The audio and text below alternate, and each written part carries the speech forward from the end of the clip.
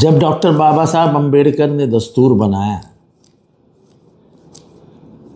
तो सबसे अहम हिस्सा इस दस्तूर का था मजहब की आज़ादी।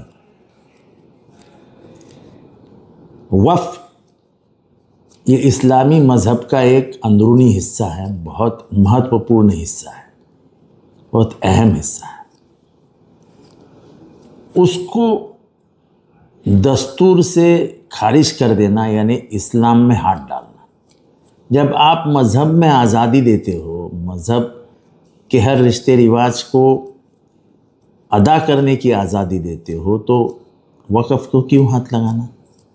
वक़्फ़ होता क्या है? हमारे जो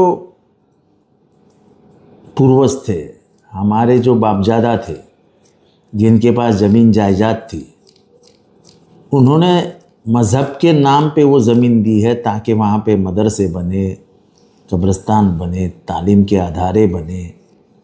जो भी मज़हब के काम के लिए, फ़ायदेमंद काम के लिए, मज़हब को बढ़ावा देने के लिए, काम के लिए, उसके लिए तो वक़्फ़ बना।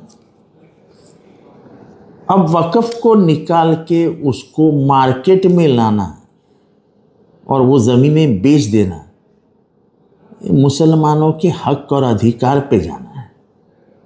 और मुझे लगता है कि ये जो भी हो रहा है, ये दस्तूर से हट के हो रहा है। ये तो दस्तूर के ऊपर हमला है। वक्फ के हुए हमले को मैं दस्तूर पे हुए हमले को मानता हूँ। और इसलिए वक्फ का विरोध करना ये आम नागरिक का काम है, सिर्फ मुसलमानों का काम नहीं है। ये जितने भी अल्पसंख्यक हैं, चाहे वो जैन है, चाहे वो बुद्धिस्ट है, चाहे वो क्रिश्चियन है, चाहे वो मुसलमान है, इनकी सबकी ज़मीनें आज नहीं तो खाने का प्लान ये गवर्नमेंट बना चुकी है। और इसलिए जगह जगह पे इसका विरोध हो रहा है।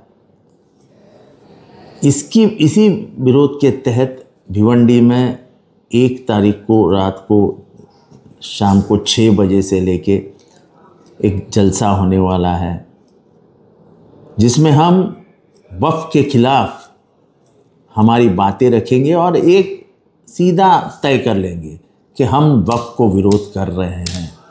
वक्फ का जो बिल आ रहा है, उस बिल को विरोध कर रहे हैं। तुम्हें और किसी को भी हमारे धर्म में आने का कोई अधिकार दस्तूर नहीं देता है।